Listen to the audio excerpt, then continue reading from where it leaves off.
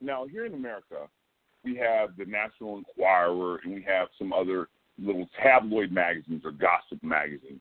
Well, we have those as well in Japan. And one of the ones in Japan is named Shukan Bushin, okay? And that magazine in Japan got with my ex, who unfortunately has had some problems or whatever, but that's no big deal. But anyway, they got with her, and she decided to basically make up a story that she was getting beat and supplied some, it looks like some selfie photos and surprisingly a Facebook message that talked about me stop fight. Well, but the word fight in Japan means competition. So that's for me to stop the MMA competition. It had nothing to do with what the Americans thought it was. So these Americans, I guess, picked up and thought it was something big. Well, then that spurred on the Japanese to kind of, the tabloid magazine to kind of do it even more. And, well, let's just say they did it. It came down here to the courts here, and they failed to show up twice, and the case was dismissed because they had lack of evidence. So it got dismissed one time for them no showing up, and then it got dismissed another time for lack of evidence. It's completely done. So, I mean, there's really nothing more to say about it than, they should look it up themselves, and they see that there's nothing there, But that magazine, I think everyone should have known that was fake and fake news, because there was no police report. There was no even any word saying from me.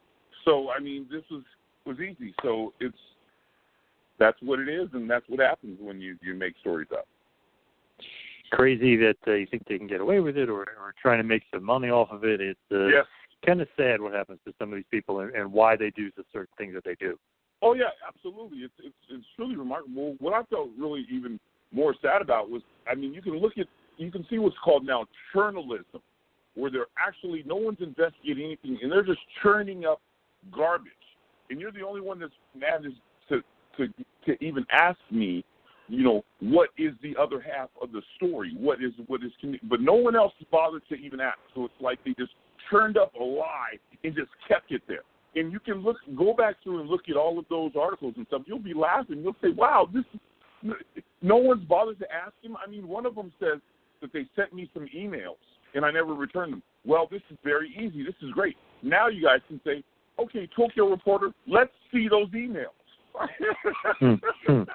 Let's see them. Since they're on let's see them, because I don't have them, and I guarantee you they never sent them. So let's see them. But they use anonymous stuff, But now there's a court document that's publicly open, so you can go on public record and look at the results yourself and see the nonsense of it. I mean, some of the things I was accused of was hypnotism, stalking. That's because I never saw her or anything in almost 2 years, so it was my spirit or something was jumping in, oogly-boogling her. And then we've also had the I forced her to use money in my bank account. I mean, that's because I paid for everything.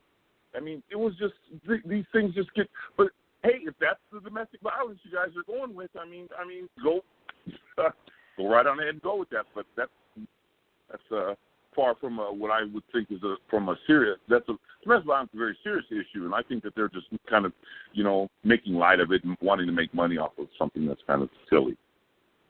Absolutely. Domestic violence is a huge, huge issue, and I feel like if you're going to print something and you're going to do something where you're actually taking that story from Japan and covering it here, you may want to do some due diligence and look at the case and be like, hypnotism, stalking, but you haven't seen them in years, and saying that the person's text messaging when there's no record of any text messages. It's pretty crazy that you don't do any due diligence.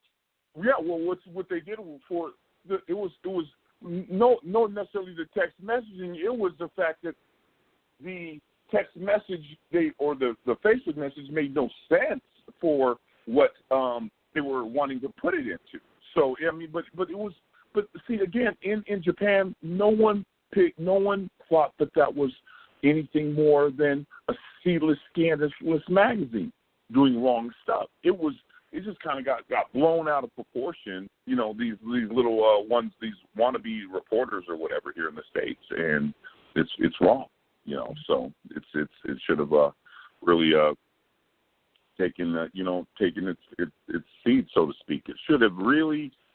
I think people here should have looked at it and said, okay, this is a one-sided issue.